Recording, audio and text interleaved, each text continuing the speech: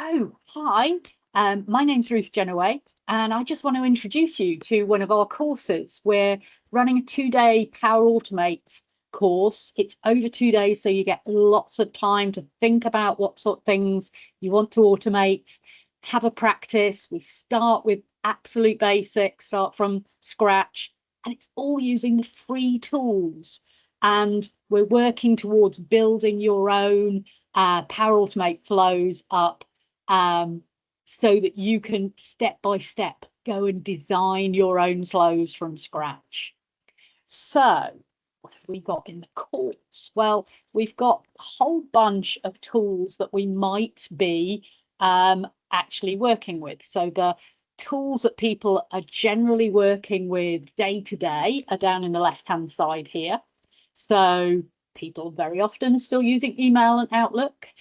They might be using Teams for communication, chat, maybe also Team in Teams, might be using SharePoint for shared documents, and maybe OneDrive.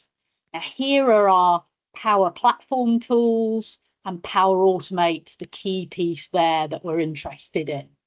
And just above there, we can also automate any of our documents. So we can automate getting some information from a table in Excel, for instance, or building a Word document, even converting a Word document to PDF. So we can use the online versions of those tools to actually start creating or working with files, or moving files into particular folders, maybe even managing a mailbox and responding to an email coming in and forwarding it to the right people.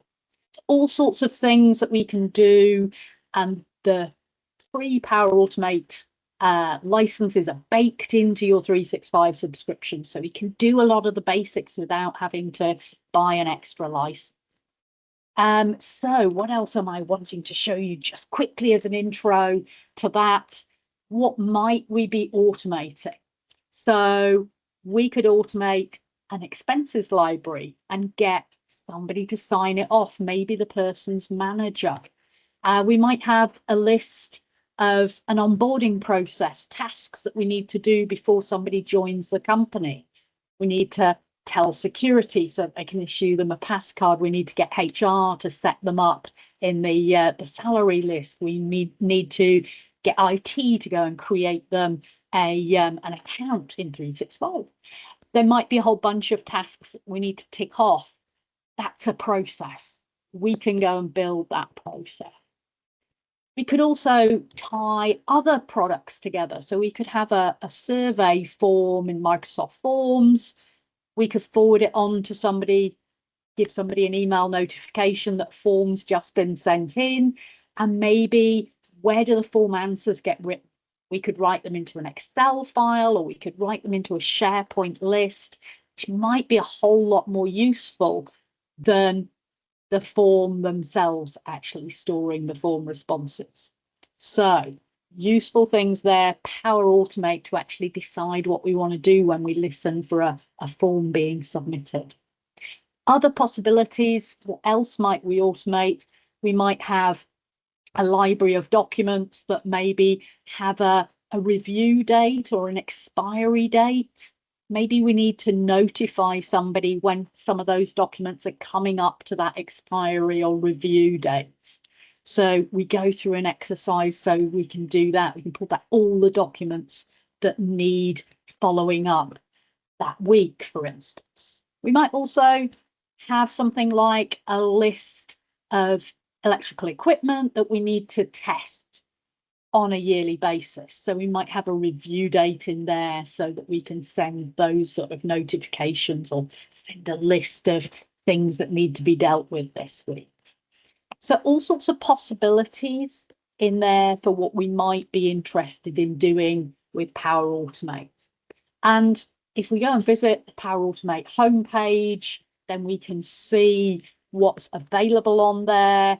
And if I just flip across to my Power Automate screen for a moment, we'll find that, oh, actually, yeah, there's a lot of Copilot showing up in Power Automate now. So if we're not sure what exactly we need to do to build a process, we could go and ask some questions of Copilot.